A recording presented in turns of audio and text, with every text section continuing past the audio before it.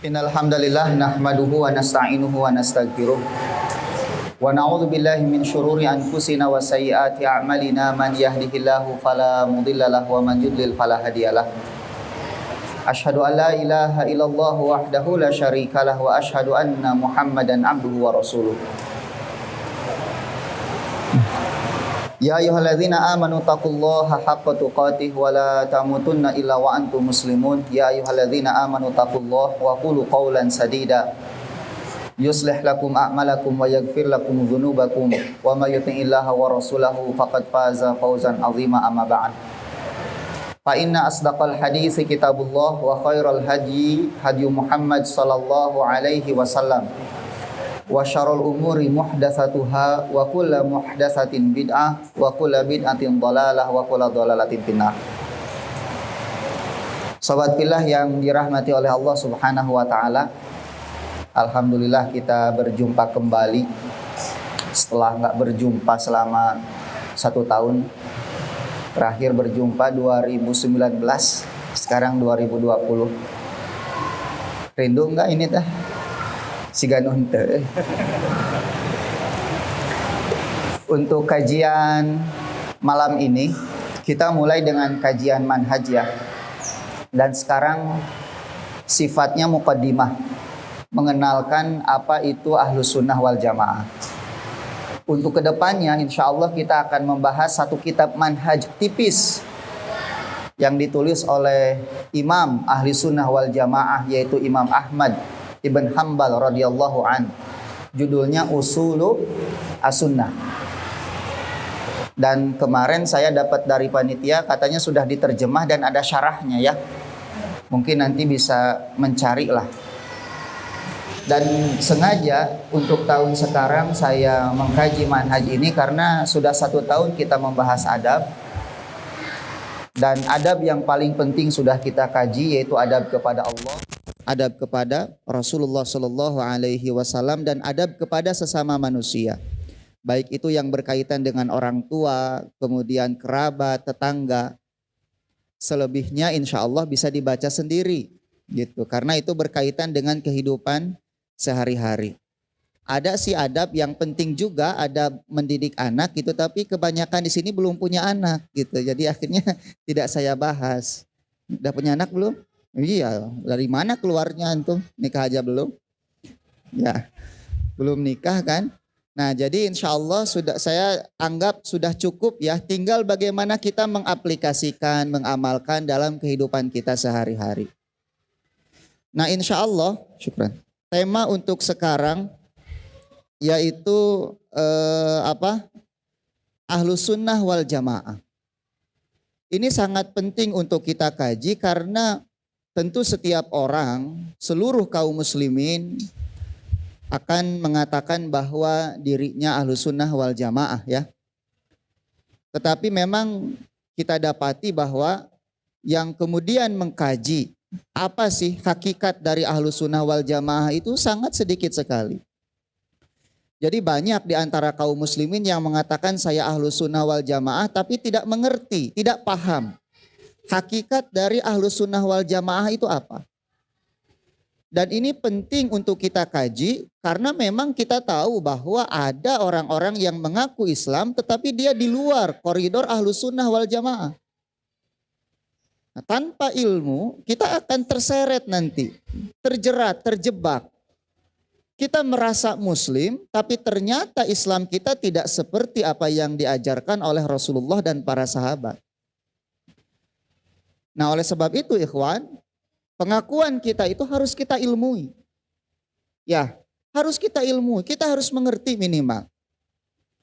Karena Ahlus Sunnah wal Jamaah ini, kata Syekh Mukbil dalam kitab Nasihati li Ahli Sunnah, adalah orang-orang yang sangat diperhitungkan dalam kancah kehidupan dunia ini.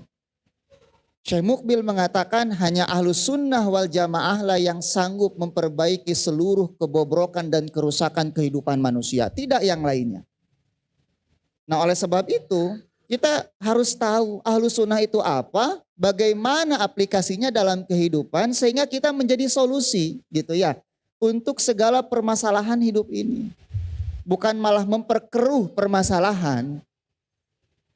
Nah, oleh sebab itu ikhwan, hari ini kita bahas, mudah-mudahan bisa selesai. Ada beberapa kitab yang saya baca sebagai bahan rujukan. Yang pertama ini Aqidatu Ahli Sunnah wal Jamaah ala Dawil Kitabi was Sunnah, tulisan Syekh Al-Qahtani. Kemudian Min Usuli Aqidati Ahli Sunnah wal Jamaah, Syekh Saleh Fauzan. Dan Mujmal Usuli Ahli Sunnah wal Jamaah fil Aqidah, ini Nasir Abdul Karim Al-Aqal. Ini sebagai rujukan saja. Gitu ya, supaya antum tahu bahwa saya tidak ngarang gitu dalam kajian ini. Bisa ngarang sih Ustadz ya. Wangsit cendakan gitu. Enggak. Ini ada rujukannya ini. Gitu. Sehingga antum percaya dengan apa yang saya sampaikan. Nah, sebelum membahas apa itu usul sunnah atau ahlu sunnah wal jamaah, Syekh Saleh Fauzan itu berbicara tentang bagaimana keadaan kaum muslimin di zaman Rasulullah Shallallahu Alaihi Wasallam. Inti yang dibicarakan oleh Syekh Saleh Fauzan dalam muqaddimah kitabnya ini, bahwa kaum muslimin di zaman Rasulullah Shallallahu Alaihi Wasallam itu ummatan wahidah, satu umat yang padu. Tidak ada perpecahan di antara mereka. Perselisihan pendapat ya terjadi, tetapi tidak sampai terpecah belah. Antum pernah dengar mungkin hadis tentang Bani Quraidah itu ya, bahwa Rasulullah Shallallahu Alaihi Wasallam pernah bersabda kepada para sahabatnya, janganlah kalian sholat asar sampai kalian tiba di Bani Quraidah, kan seperti itu. Kemudian sahabat ketika itu melakukan perjalanan, ketika masuk waktu asar, sebagian sholat, sebagian tidak. Yang sholat menganggap bahwa waktunya memang sudah masuk. Gitu ya. Jadi sabda Nabi tersebut hanya isyarat kepada kita agar kita bercepat-cepat untuk berjalan gitu. Cepat-cepat supaya kita sampai di sana sebelum waktu maghrib. Tetapi ada yang memahami secara nas, secara zahir dari hadis Nabi, walaupun sudah masuk waktu maghrib, kita nggak boleh sholat kecuali di Bani Quraidah. Terjadi perselisihan. Tapi perselisihan itu kemudian selesai setelah dibawa kepada Nabi, dan Nabi tidak menyalahkan satu di antara kedua kelompok tersebut. Artinya apa? Perselisihan di zaman sahabat sudah ada. Gitu. Tapi tidak pernah kemudian menjadi friksi ya, kelompok A, kelompok B, saling tahdir sana sini, enggak. Mereka ummatan wahidah, kata Syekh Saleh. Mereka satu padu. Sebagaimana Allah berfirman dalam surat Al-Anbiya 92, inna hadhihi ummatukum ummatan wahidah wa ana rabbukum fa'budun. Sesungguhnya ini adalah umat kalian, umat yang satu, dan aku adalah Tuhan kalian, maka sembahlah aku. Nah, ketika Nabi hijrah di Madinah itu ada dua kelompok besar, yaitu kaum Aus dan Khazraj. Mereka itu berperang selama 40 tahun. Tahu nggak sebabnya apa? Karena lomba pacuan kuda. Perang 40 tahun. Setiap kali ada permasalahan, biasanya mereka datang kepada seorang pembesar Yahudi. Namanya Abdullah bin Ubay bin Salul. Itu Ra'sul Munafikina di Madinah itu. Jadi kepalanya orang munafik itu dia. Ketika Nabi hijrah dengan para sahabat, kaum muslimin di sana yang sudah masuk Islam itu, mereka kembali kepada Rasul dalam setiap permasalahan. Dalam setiap permasalahan, mulailah si Abdullah bin Ubay bin Salul laknatullah alaih ini berpikir nih, bagaimana caranya untuk mengembalikan kembali pengaruh dia terhadap orang-orang beriman di sana. Karena dia merasa tersaingi. Nabi datang, damai semua, dipersaudarakan antara muhajirin dan ansor. Mereka berbagi ikhwan, sampai istri saja mau diceraikan supaya dinikah sama saudaranya. Gitu, kira-kira kita sanggup nggak? Ustad, abdi teh gaduh dua istri tuh, gitu. Bilih Ustad bade, gitu kan ya. Kalau abdi diceraikan, moali orang. Ya, can jadi istri ge. Dihalang-halang gitu kan ya. Iya dihalang-halang. Saat abdi teh hoyong ta'aruf jeung si eta. Nu mana si eta atau abdi heula saacana kan gitu. Ya. Abdi heula satatan antum ge. Zaman sekarang seperti itu, zaman dulu enggak ikhwan. Itu Abdurrahman bin Auf itu dengan siapa dipersaudarakan itu? Aku punya istri, beberapa istri.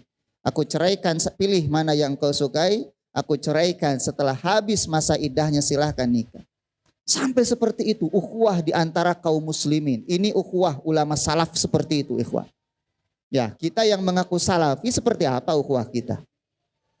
Sudah belum seperti itu? Jangankan seperti itu, saling bertanya nama saja kita kan malu. Ya, sering ketemu kajian tapi nggak pernah tahu namanya itu. Bahkan mungkin ketemu di angkot ke hare-hare. Ya, tidak saling sapa, tidak menyalami, kadang-kadang ngabalieur gitu ya, pura-pura tenempo. Gitu, pura-pura tenempo. Ahlussunnah wal jamaah di zaman Nabi nggak seperti itu. Makanya Syekh di sini mengatakan apa? Wa kam hawalal yahud wal munafiqun. Orang Yahudi dan munafik sering sekali apa? Berusaha tafriqal muslimin. Memecah belah kaum muslimin. Falam yastati'u, tetapi mereka tidak pernah sanggup. Gak pernah sanggup. Orang munafik berkata apa dalam surat Al-Munafikun? La tunfiku alaman ingda Rasulillahi hatta yanfadu. Kalian jangan infak kepada orang-orang, para sahabat yang bersama Rasulullah sampai mereka pergi. Seperti itu.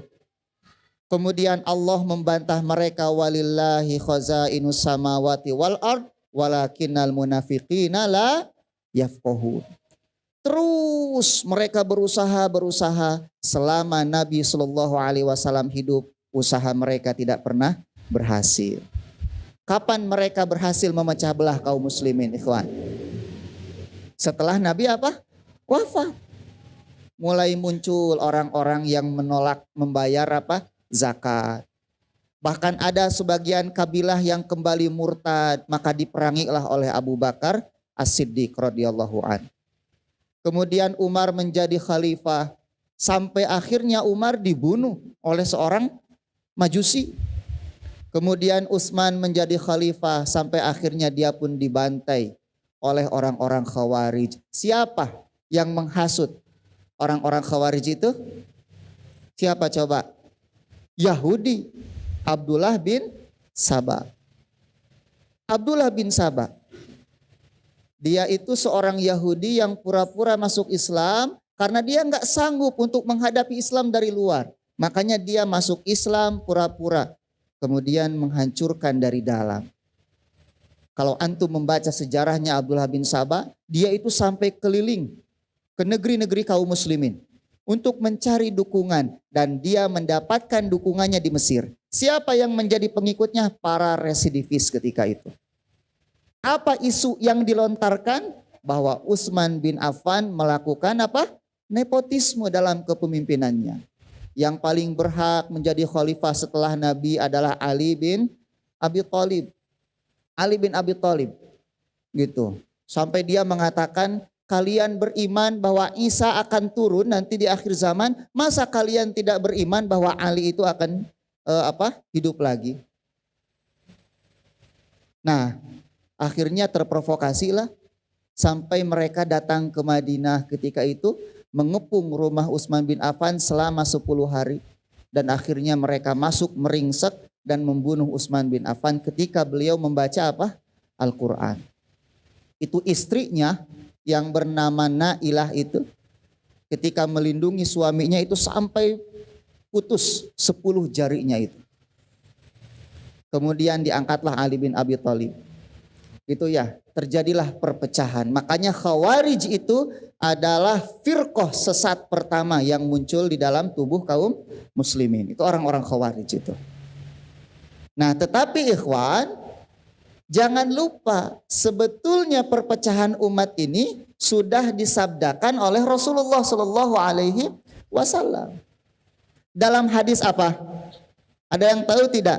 Dalam hadis perpecahan umat, gitu ya. Dalam hadis perpecahan umat, bahwa Nabi Shallallahu Alaihi Wasallam bersabda, iftaraqatil Yahud, orang-orang Yahudi berpecah belah ala ihda wasab'ina firqah, menjadi 71 firqah golongan.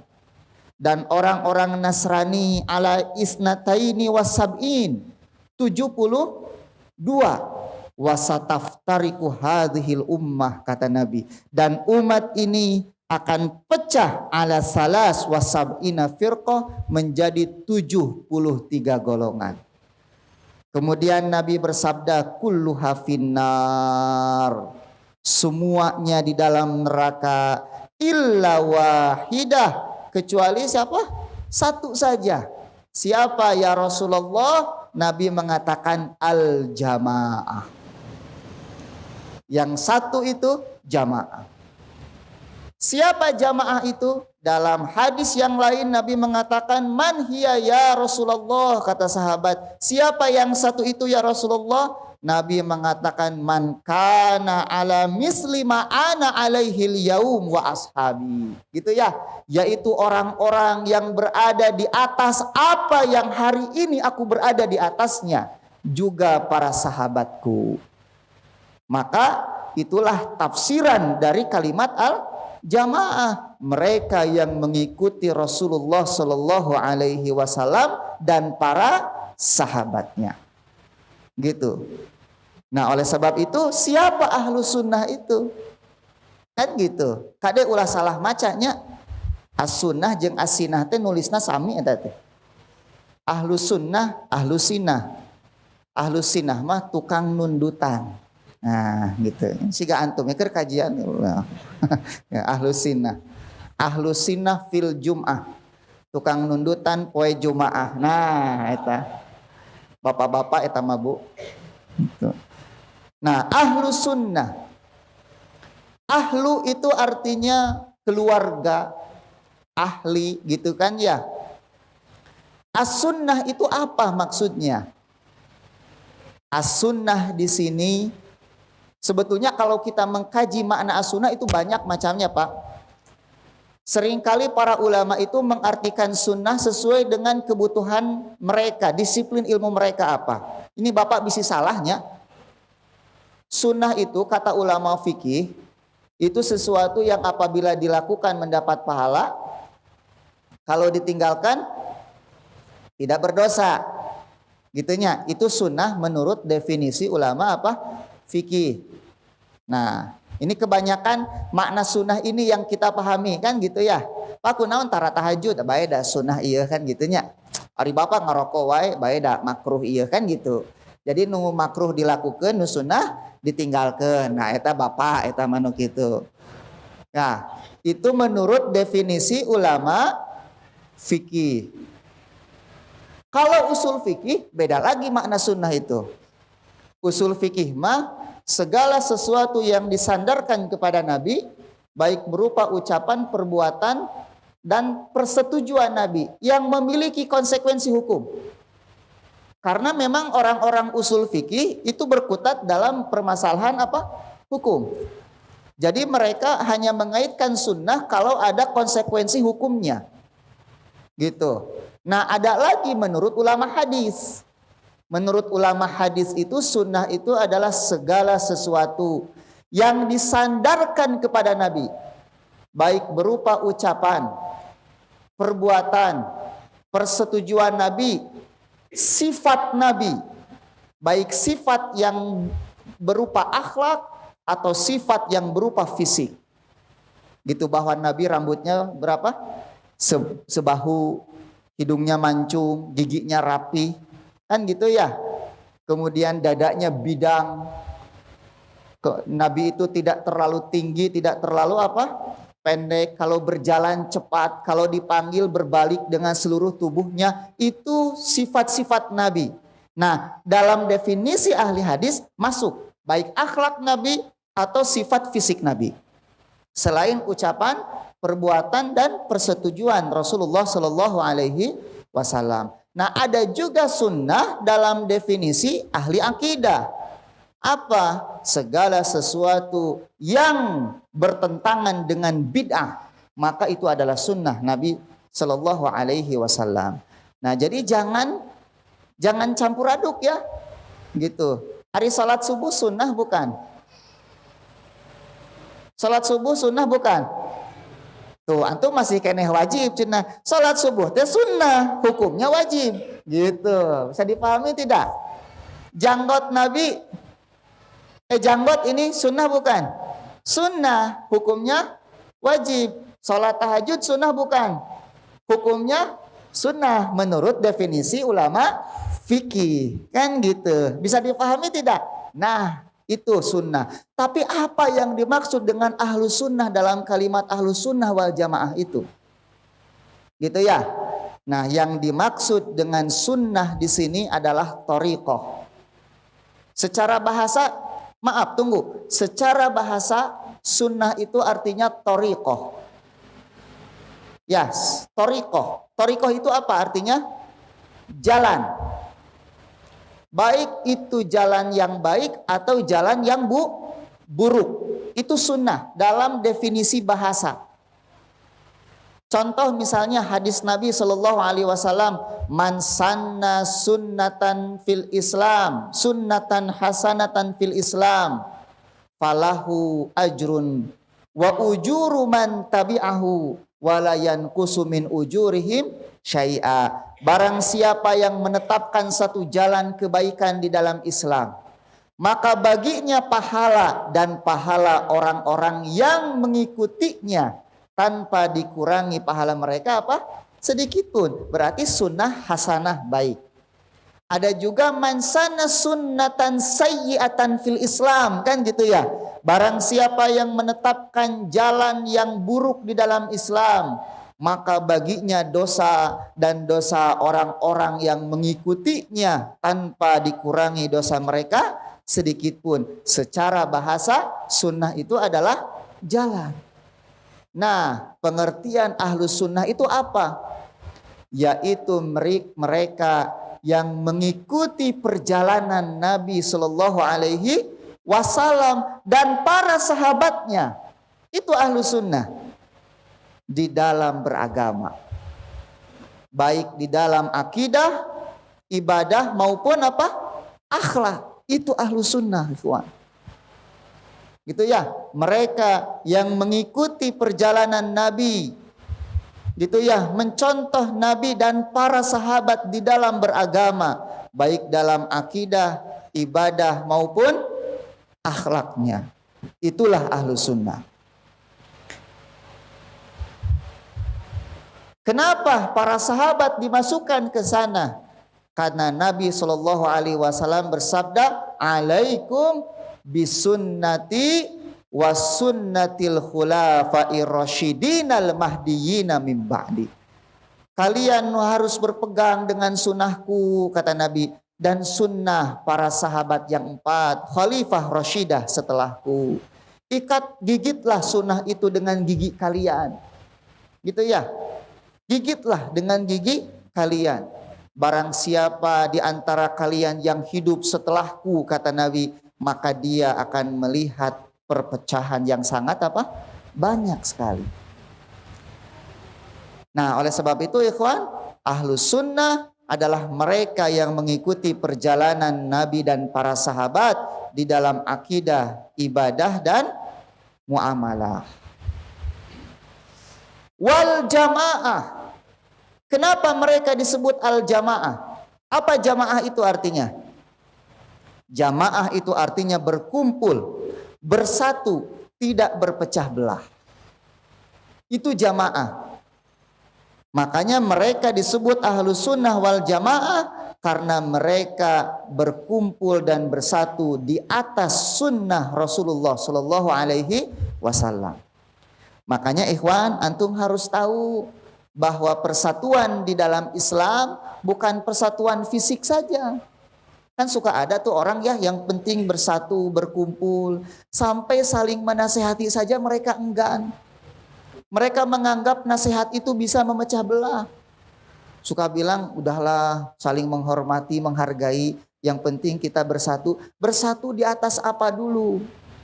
Maka di dalam Islam persatuan itu harus dibangun di atas sunnah Rasulullah Sallallahu Alaihi Wasallam. Kemudian kata Syekh Aql Selain mereka bersatu di atas sunnah, kenapa dinamai al-jamaah? Karena mereka ijtama'u ala a'immatil haq. Karena mereka berkumpul di atas para imam-imam yang mendapatkan petunjuk. Gitu. Nah, oleh sebab itu ikhwan, Ahlus Sunnah wal Jamaah mah harus punya rujukan ulama. Ulama yang mana? Ulama Ahlus Sunnah wal Jamaah, gitu ya. Walam yakhruju alaihim, dan mereka tidak memaksiati para ulama Ahlus Sunnah wal Jamaah. Mereka taat kepada para ulama Ahlus Sunnah wal Jamaah, wattaba'u ma ajma'a alaihi salaful ummah, dan mereka mengikuti segala sesuatu yang telah disepakati oleh para ulama salaf. Itu Ahlus Sunnah wal Jamaah. Gitu. Bisa dipahami tidak sampai di sini? Nah, kahartosnya Ahlus Sunnah teh kumaha? Intinya mengikuti Nabi dan para sahabat serta ulama-ulama yang mengikuti jalannya para sahabat. Itulah Ahlus Sunnah wal Jamaah. Kebalikan dari Ahlus Sunnah wal Jamaah yaitu Ahlu Bid'ah wal Furqah. Ini kebalikannya. Ahlu Bid'ah dan perpecahan. Nah, ini makanya ikhwan, yang memecah belah umat ini apa sebetulnya? Apa? Bid'ah. Oleh sebab itu kenapa Ahlu Sunnah senantiasa mendakwahkan sunnah, kemudian memerangi bid'ah? Karena mereka tahu inti dari perpecahan umat ini adalah bid'ah. Gitu. Supaya tidak berpecah, jangan bid'ah. Kembalilah kepada sunnah. Antum tahu ikhwan, bid'ah Khawarij itu bermula dari bid'ah apa sih? Itu dari zikir jamaah itu. Antum pernah dengar nggak hadis Abu Musa al-Asy'ari? Di dalam Muslim itu, bahwa suatu hari Abu Musa itu pernah datang ke Masjid Nabawi. Setelah Nabi meninggal, ternyata di Masjid Nabawi ketika itu ada orang-orang berkumpul. Jadi di sini ada perkumpulan, di sini ada perkumpulan. Setiap perkumpulan itu dipimpin oleh seseorang. Kemudian si pemimpinnya itu mengatakan, takbirah kalian sekian ribu kali, tasbihlah kalian sekian ribu kali. Ketika itu Abu Musa melihat ini orang sedang apa. Kemudian dia pergi menuju rumahnya Abdullah ibnu Mas'ud ketika itu. Karena Abdullah ibnu Mas'ud itu di antara sahabat yang paling faqih terhadap Islam. Ketika sampai di rumah Abdullah ibnu Mas'ud, beliau menyaksikan murid-murid Abdullah ibnu Mas'ud sedang duduk di depan rumahnya, menunggu gurunya keluar. Zaman dulu murid seperti itu, ikhwan. Jadi nunggu guru, duduk gitu. Ya, nanti ketika guru itu keluar, kemudian mereka berjalan di belakangnya bertanya tentang urusan agama. Zaman ayeuna mah henteu. Aya guru teh bubar katanya. Aya si ustaz kan gitu. Ya, ustadznya yang suruh datang kukurilingan ke sana kemari kan gitu ya. Zaman dulu enggak, mereka menunggu. Kemudian Abu Musa bertanya, "Hal kharaja sahibukum? Guru kalian sudah keluar belum wahai Abu Musa?" Maka Abu Musa ikut duduk di sana. Ketika itu Abu Musa enggak mau berfatwa. Kenapa? Karena beliau melihat Ibnu Mas'ud adalah orang yang paling faqih. Lihat, ini adab seorang ahli ilmu. Ketika ada ahli ilmu yang lebih apa? Lebih paham. Enggak boleh ngomong dia. Serahkan dulu kepada yang lebih ngerti. Kan orang mantu. Kabeh berfatwa gitu kan ya. Ngaji saminggu sakali dia berfatwa kabeh. Di mana tempat fatwana? Nah, Facebook kan gitu. Wah, fatwa gitu ya. Zaman dulu enggak berani berfatwa. Akhirnya nunggu saja di situ sampai keluarlah Abdullah bin Mas'ud dari rumahnya, kemudian diceritakan apa yang terjadi di masjid itu. Kata Abdullah bin Mas'ud, "Apa yang engkau katakan kepada mereka?" "Enggak ada, sampai aku bertanya kepadamu." Kemudian mereka berjalan ke masjid dan Abdullah bin Mas'ud lah yang kemudian berkata, "Apa yang kalian lakukan? Nabi baru saja wafat, bajunya masih ada, wadahnya masih utuh, dan para sahabat masih banyak." Lihat, para sahabat masih banyak. Apa yang kalian lakukan? Apakah kalian merasa lebih baik daripada para sahabat Nabi? Kemudian orang-orang itu berkata, wahai Ibnu Mas'ud, kami tidak menginginkan kecuali kebaikan. Kemudian Ibnu Mas'ud mengatakan apa? Kamin muridil khair lam yusibhu. Berapa banyak orang yang menginginkan kebaikan tetapi dia tidak mendapatkannya. Perawi hadis ini mengatakan apa? Ketika terjadi fitnah Khawarij yang membunuh Utsman itu, apa yang dikatakan? Demi Allah, aku melihat dengan mataku orang-orang yang berkumpul di masjid itu, mereka bergabung dengan pembunuhnya Utsman bin Affan. Makanya Imam Barbahari mengatakan apa? Fitnah itu asalnya kecil, tapi kemudian dia sedikit-sedikit menjadi apa? Besar. Makanya orang yang melakukan bid'ah, kata Imam Barbahari, sebanyak apa orang melakukan bid'ah, maka sebanyak itu pula dia akan meninggalkan sunnah Rasulullah Shallallahu Alaihi Wasallam. Makanya ikhwan, bid'ah itu jangan dianggap apa? Enteng. Bid'ah itu sumber perpecahan umat. Makanya kenapa kita kekeh mendakwahkan sunnah, jangan bid'ah, gitu kan ya? Sampaikan ikhwan, walaupun banyak dicela, sampaikan. Tapi sampaikanlah dengan cara yang baik, dengan adab, dengan akhlak. Gitu, bahwa bid'ah itu adalah sumber perpecahan umat. Bahwa umat Islam ini tidak akan bersatu selama bid'ah itu dipelihara. Gitu. Oleh sebab itu kita tanamkan dari sekarang bahwa kita harus mempelajari manhaj ini dengan benar, mengamalkan sunnah Nabi, dan kita dakwahkan kepada orang lain. Ya, inilah ahlu sunnah wal jamaah. Jam berapa Isa? 6 menit lagi. Baik ikhwan, itu intinya ya. Sekarang kita masuk pada apa sih ciri-ciri ahlu sunnah wal jamaah? Ciri ahlu sunnah wal jamaah. Yang pertama ikhwan, ini diantara ciri keistimewaan ahlu sunnah wal jamaah, al-ihtimam bi kitabillahi ta'ala. Mereka berpegang teguh dengan kitab Allah. Memiliki perhatian dengan kitab Allah. Hifdhan, baik secara hafalan, tilawatan, bacaan, tadabburon, dan tafakur.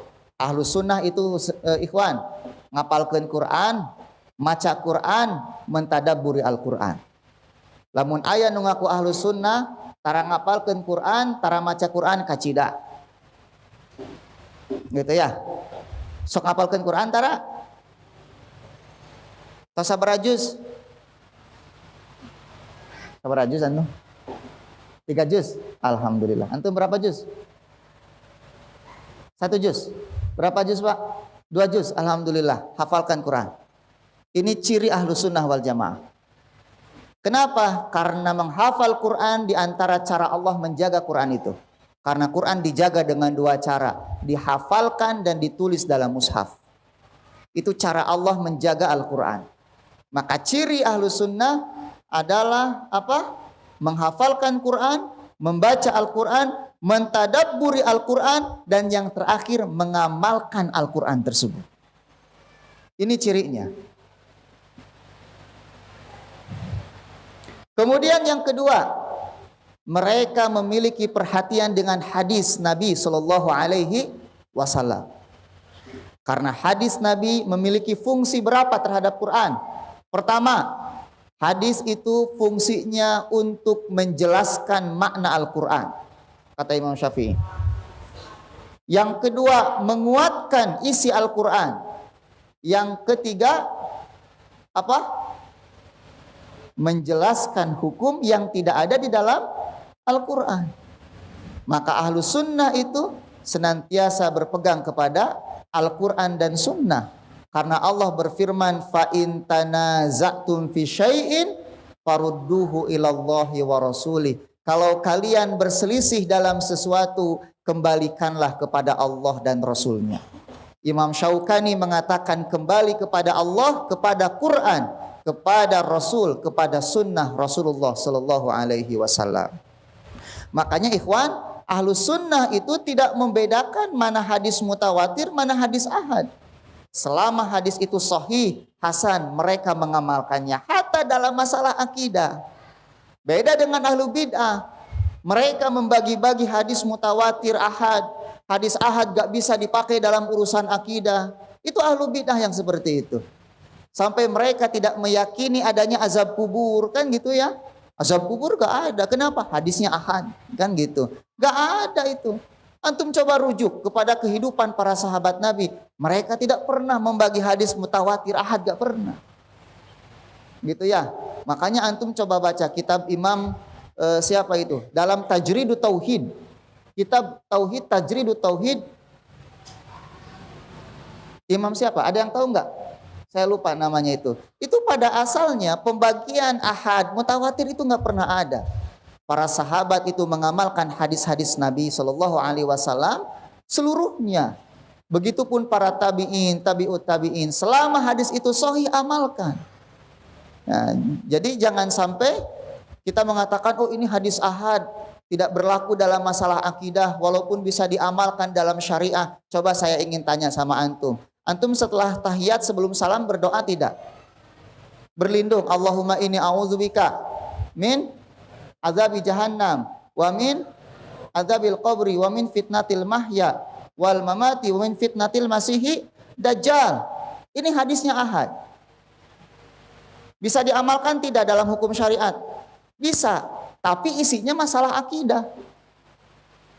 Ya, orang yang membedakan antara ahad dengan mutawatir, bahwa ahad bisa dipakai dalam masalah syariah, tidak bisa dipakai dalam masalah akidah, bagaimana dengan hadis doa ini?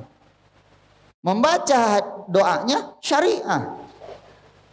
Itu kan ya, hukum. Tetapi masalah isinya, masalah apa? Akidah. Maknya aku berlindung dari azab kubur, bari jeung teu yakin azab kuburna aya. So, main-main tidak? Main-main itu orang. Gitu ya, lagian siapa di antara sahabat Nabi yang mengingkari adanya azab kubur? Nah, jadi seperti itu. Yang kedua tadi apa? Berpegang dengan sunnah Nabi, hadis-hadis Nabi Shallallahu Alaihi Wasallam, tidak membedakan antara mutawatir dengan apa?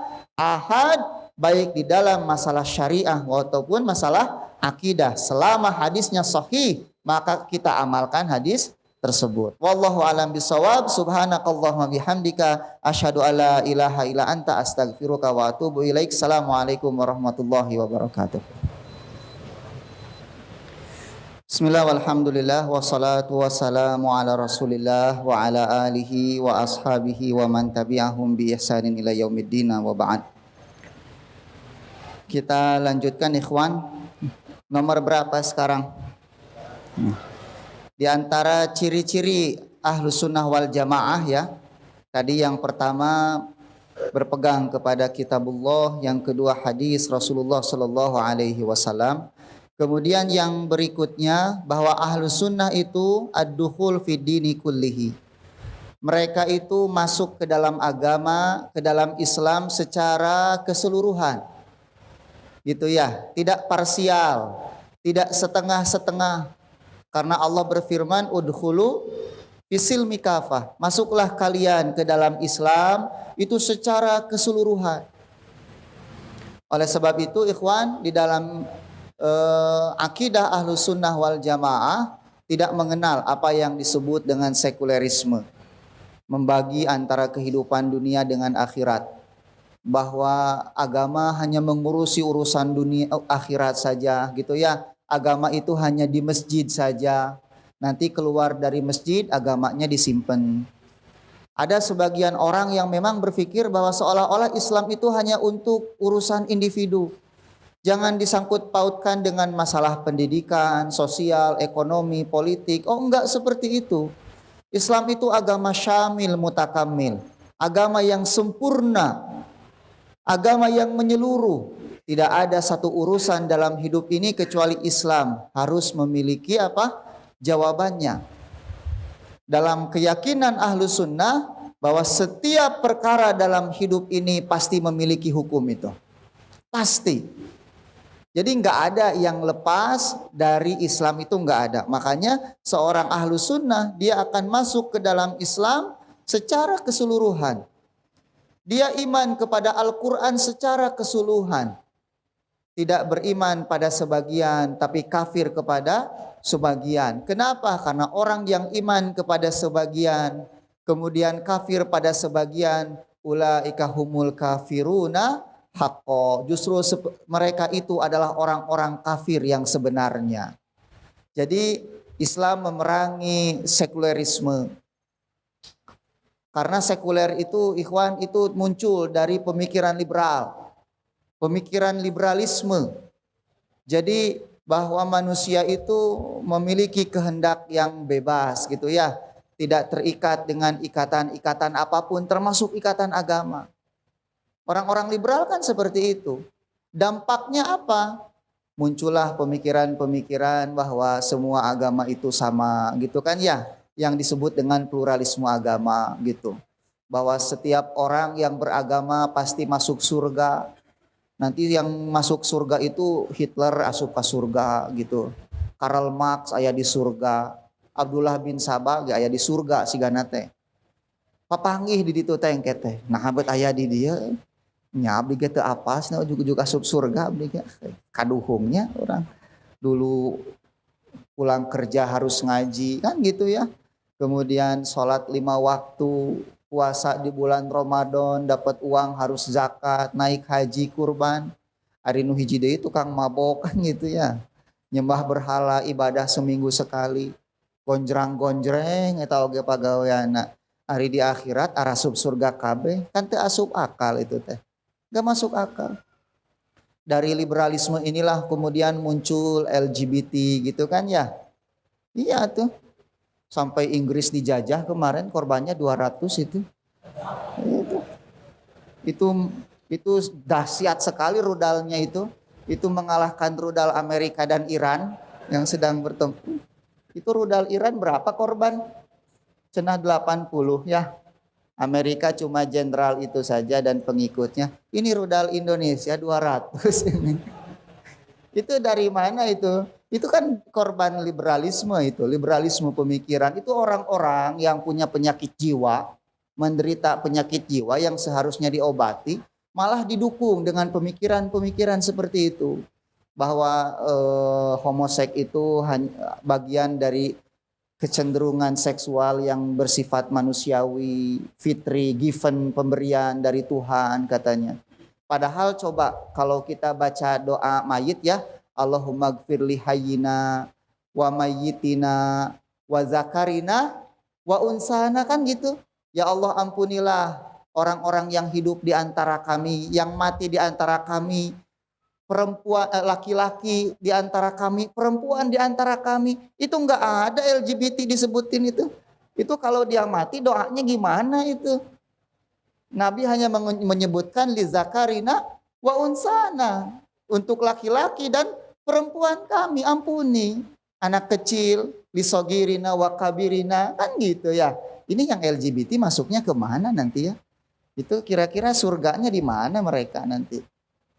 Nah jadi itu korban dari pemahaman-pemahaman liberalisme yang kemudian memunculkan sekulerisme. Gitu, memisahkan antara kehidupan dunia dan akhirat. Islam nggak punya seperti itu. Itu ajaran Injil itu. Dalam Injil dikatakan berikanlah kerajaan ini kepada kaisar, gitu kan ya. Kemudian gereja kepada siapa? Kepada Tuhan. Dan orang-orang Kristen itu memilih hidup sekuler karena trauma sejarah mereka dulu. Di abad-abad pertengahan, abad 15, di mana gereja begitu dominan menguasai kehidupan sehingga pemikiran-pemikiran yang berbeda dengan doktrin gereja itu dieksekusi itu. Di antara korbannya kan ada Galilei gitu kan ya, karena mengatakan bahwa matahari itu pusat tata surya, sedangkan di dalam Injil yang menjadi pusat tata surya itu apa? Bumi. Ini maaf ya, saya sedang menjelaskan sejarah gitu, bukan sedang menjelek-jelekan satu agama tertentu. Dari situlah kemudian muncul keinginan untuk melakukan perlawanan. Ingin bebas dari kungkungan gereja ketika itu. Maka muncullah gerakan-gerakan liberalisme seperti itu.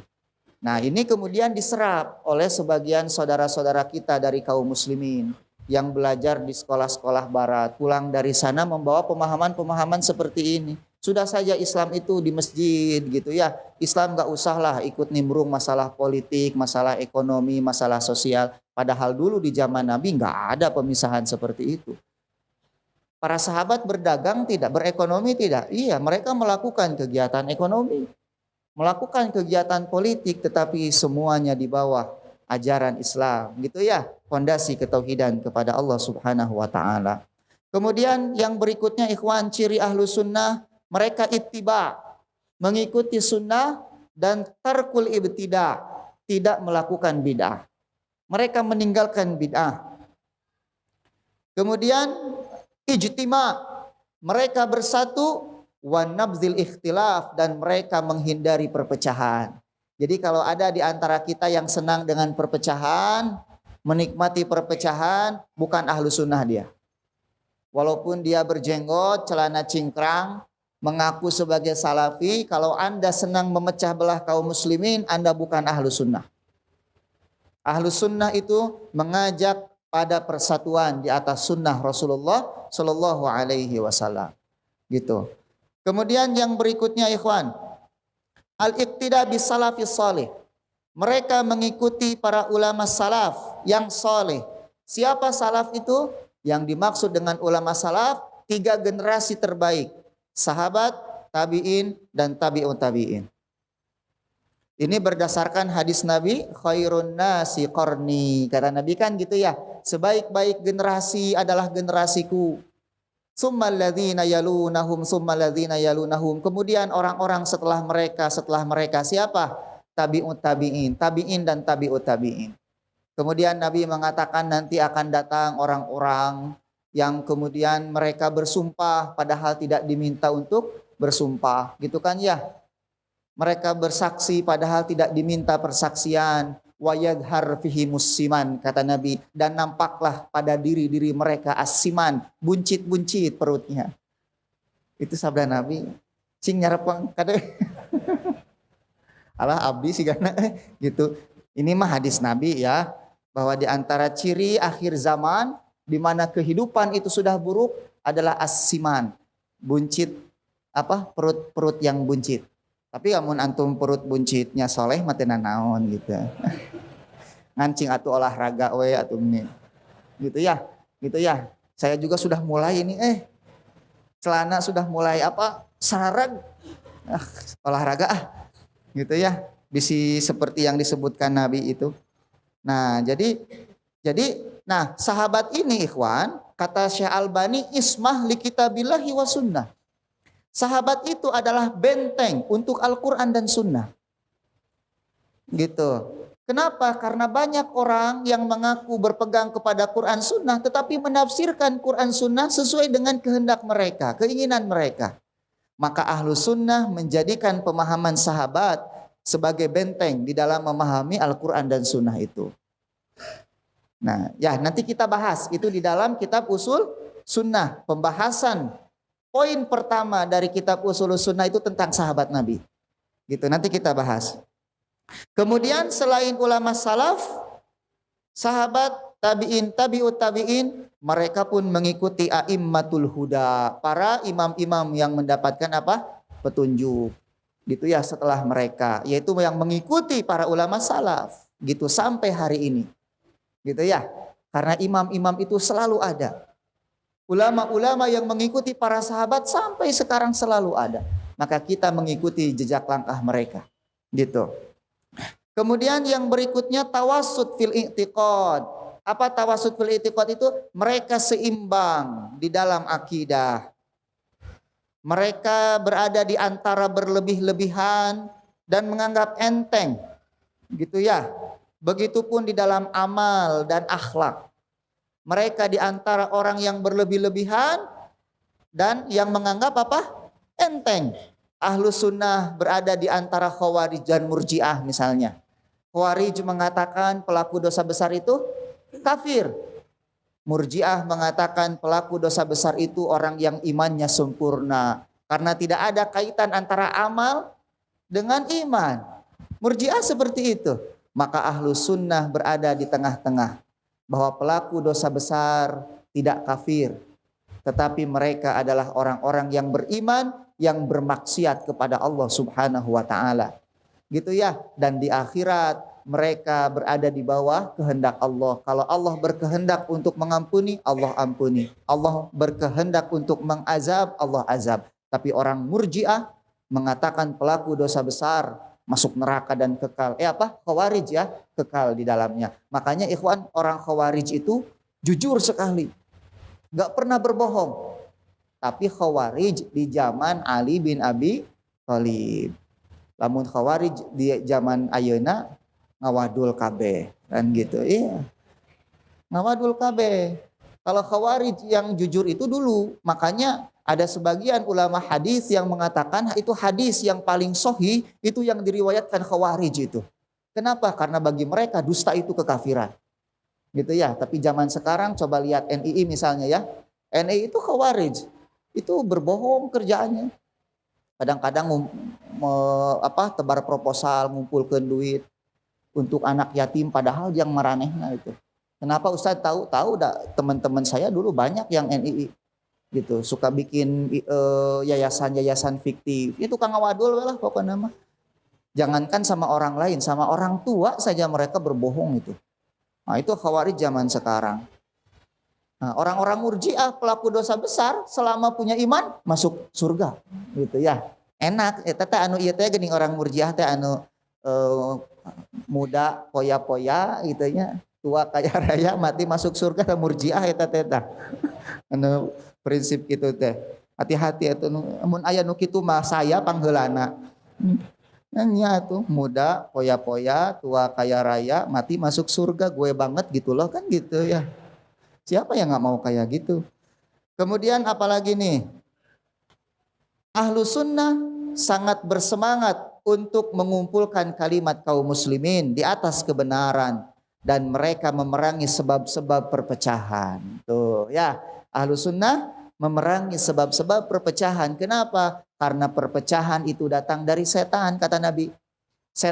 Nabi bersabda, sesungguhnya setan itu berputus asa untuk disembah oleh orang-orang yang sholat. Tetapi mereka menebarkan perpecahan di antara orang yang sholat tersebut. Itu setan itu. Jadi kalau ada orang senang memecah belah, setan itu tuh. Setan bungkelekan. Tempatnya bukan di sini. Di mana tuh? Di Asia Afrika. Nu kitu mah. Kudu milu ngajejer di dia. Ya. Gitu ya, nggak ada tempat di masjid ini untuk mereka yang senang memecah belah kaum muslimin. Makanya ikhwan, hati-hati antum dengan orang-orang yang senang memecah belah ya, gitu. Kita ini saudara ikhwan, bukan hanya yang di masjid ini. Seluruh kaum muslimin itu saudara. Innamal mu'minuna ikhwah. Sesungguhnya orang-orang beriman itu bersaudara. Baik yang sudah ngaji di sini, belum ngaji di sini, semua saudara. Karena kita bersaudara, maka kewajiban kita saling apa? Menasehati. Watawasau bil haqqi, watawasau bis sabri. Antum lihat tetangga antum belum mengamalkan sunnah Nabi, bukan antum pusuhi. Itu ahli bid'ah ini. Bertetangga dengan babi lebih baik daripada, kan gitu kita kan ada ya.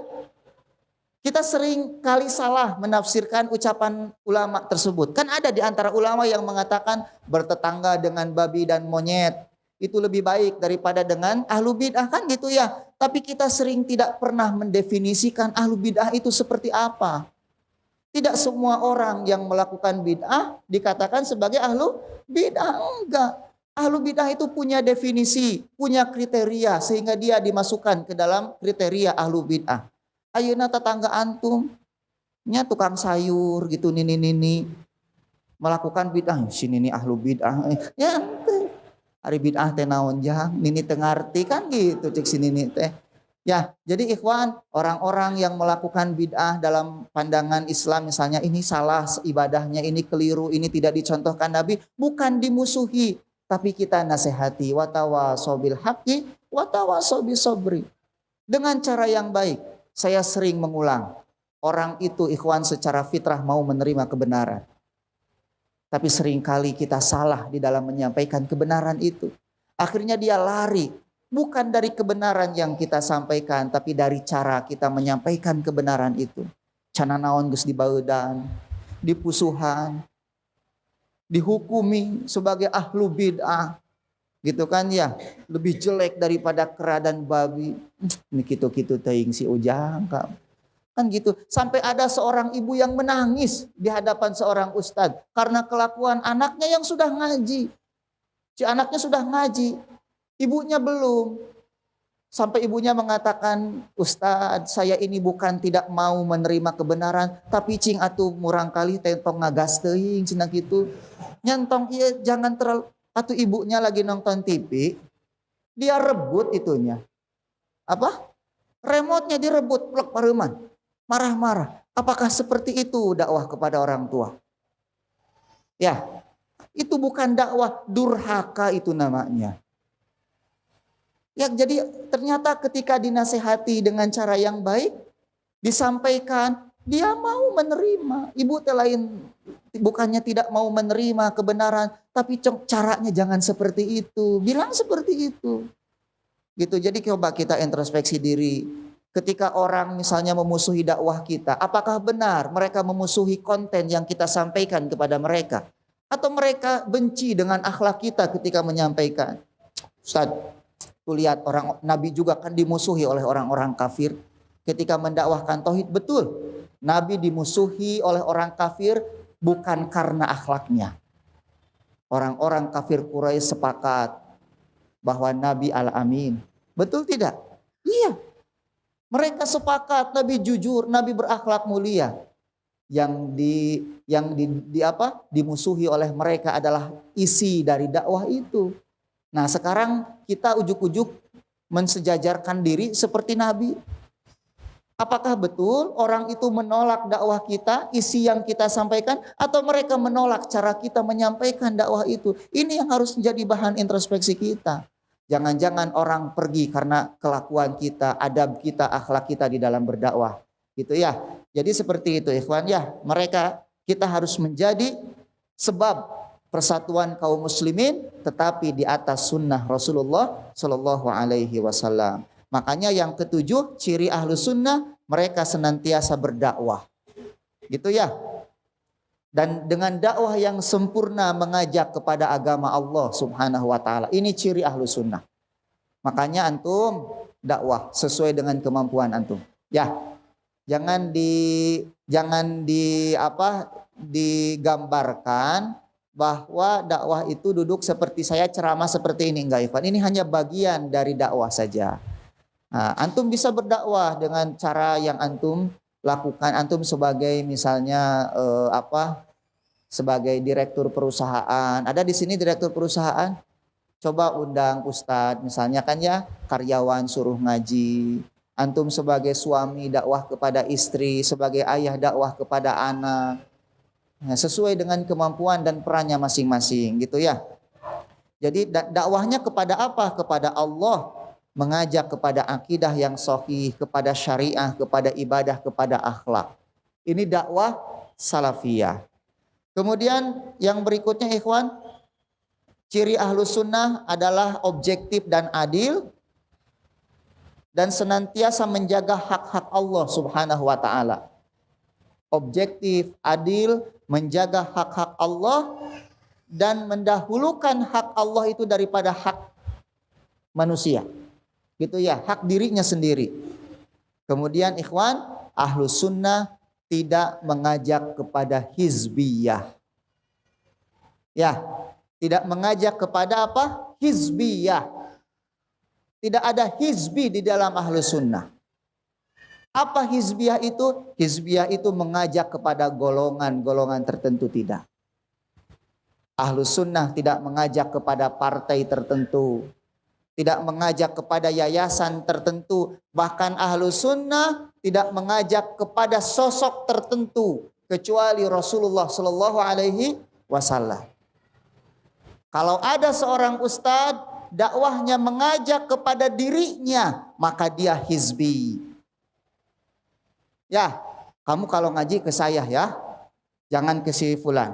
Ka Chandra Aditya, ngarah asup surga. Jangan kasih Ustadz Fulan, hizbi. Jadi antum jangan dipersepsikan bahwa hizbi itu hanya berkaitan dengan organisasi, enggak.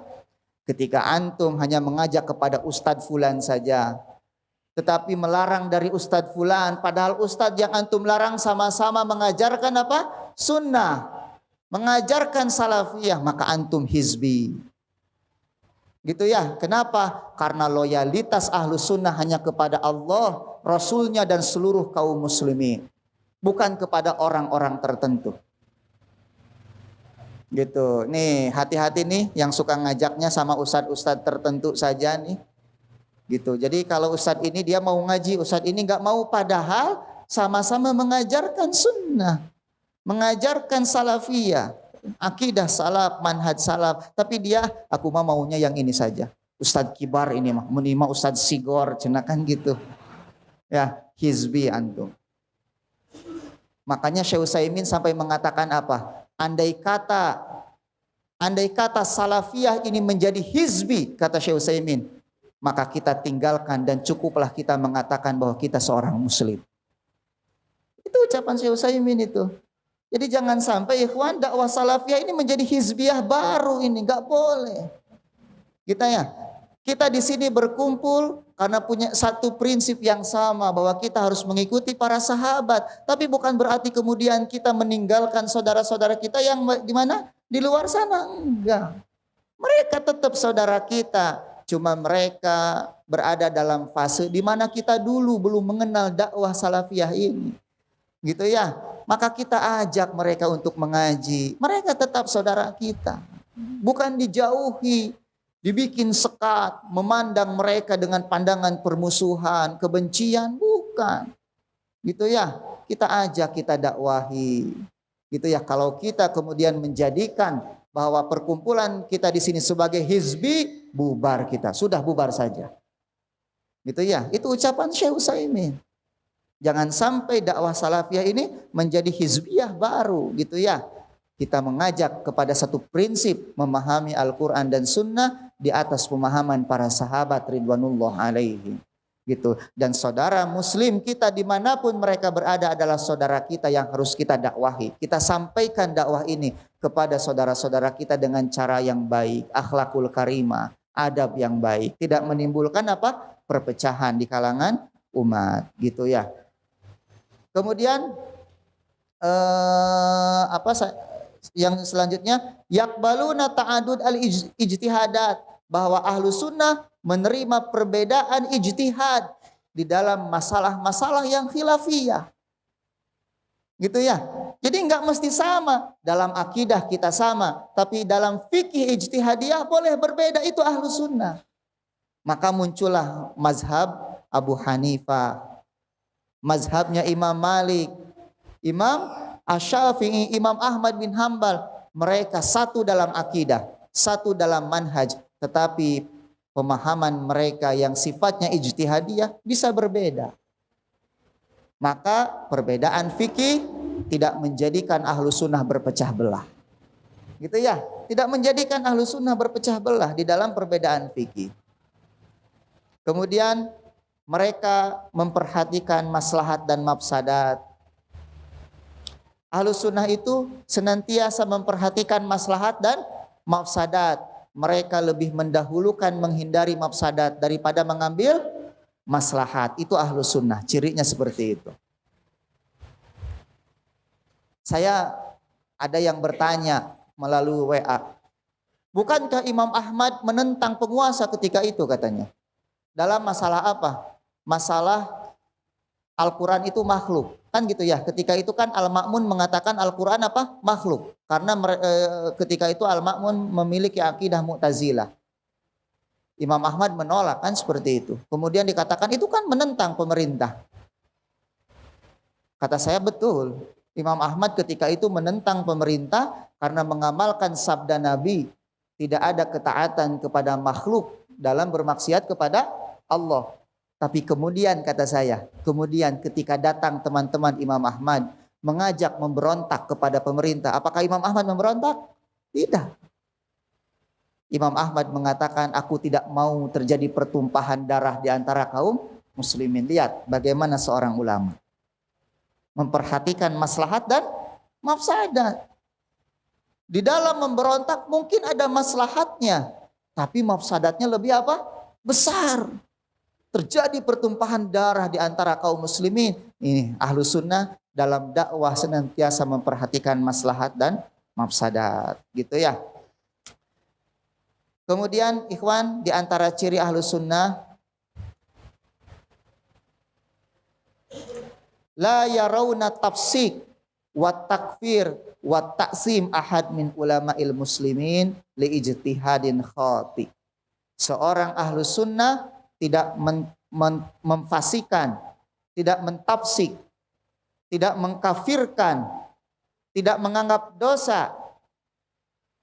Siapa? Salah seorang ulama kaum muslimin yang keliru di dalam ijtihadnya. Tuh. Jadi kalau ada seorang ulama berijtihad salah, itu tidak difasikan, tidak dikafirkan, enggak. Kenapa? Karena ijtihad itu salah mendapatkan 1 pahala, benar mendapatkan 2 pahala. Makanya ikhwan, dalam urusan ijtihad gak boleh antum saling mentafsik, mentabdi, mentakfir. Gitu. Dan itu banyak. Misalnya taraweh 11 atau lebih dari 11. Masalah kunut subuh. Itu sudah menjadi ijtihadat dalam masalah khilafiyah sejak dulu. Saya punya buku. Orang yang mensohihkan adanya kunut subuh saja. Dan hujahnya itu bisa kita pahami. Bahwa itu urusan apa? Ijtihad. Sampai Imam Syafi'i melaksanakan apa? Kunut subuh Imam Syafi'i. Imam Abu Hanifah mengatakan bid'ah kunut subuh. Gitu kan ya. Imam Ibnu Qayyim mengatakan apa? Tidak ada kunut subuh saja, tetapi beliau tidak membid'ahkan orang yang melakukan kunut subuh. Antum baca dalam Hadyus Sari, Hadyu Nabawi. Bagaimana sikap Ibnu Qayyim kepada mereka yang artinya di sini ada urusan apa? Ijtihad dia, maka ahlu sunnah tidak saling membid'ahkan dalam masalah-masalah seperti itu. Gitu. Kemudian ikhwan, satu lagi ya, bahwa di antara ciri ahlu sunnah, mereka memiliki pemahaman yang sama, gitu ya.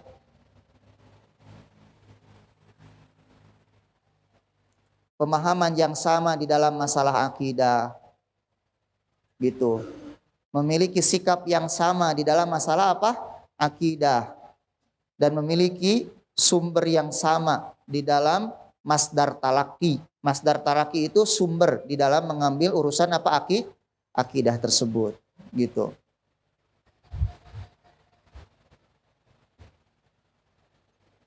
Kemudian satu lagi nih, ada yang terlewat. Ahlus sunnah itu tidak pernah menghukumi seseorang dengan surga atau neraka. Gitu ya. Ada orang misalnya bermaksiat, oh setan ahli neraka, pasti geus dijamin lah asup neraka setan. Namun ia asup surga enggak. Makanya ahlus sunnah itu enggak pernah menyematkan kalimat asyahid, enggak pernah kepada salah seorang pun. Tetapi dia mendoakan mudah-mudahan dia mendapatkan apa? Kesyahidan gitu. Atau dia mendoakan Allahu yarham atau rahimahullah. Bahkan orang kafir itu enggak boleh dilaknat. Individunya ya, individunya nggak boleh dilaknat selama dia hidup.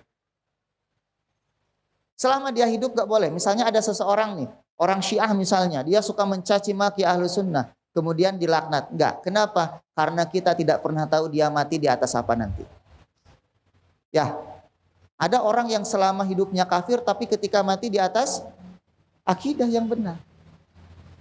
Gitu, makanya selama dia hidup gak boleh dilaknat, kecuali dia benar-benar mati di atas kekafiran, baru bolehlah kita mengatakan dia masuk ke dalam apa? Neraka. Sama dengan orang yang melakukan kesolehan, ada ustadz soleh, wah ini ustadz ini ahli surga, gak boleh. Gitu ya, kecuali orang-orang yang sudah ditetapkan bahwa mereka akan masuk ke dalam surga, seperti Abu Bakar, Umar, Utsman, Ali, kita katakan mereka di dalam surga karena Nabi Shallallahu Alaihi Wasallam mengatakan seperti itu. Firaun di mana? Neraka, pasti. Kenapa? Jelas dalilnya. Haman di mana? Neraka. Abu Jahal di neraka. Chandra Aditya doakeun sing asup ka surga. Nya atuh manya sekian banyak teu aya nu diijabah. Insyaallah diijabah gitu. Nah, ikhwan sampai di situ.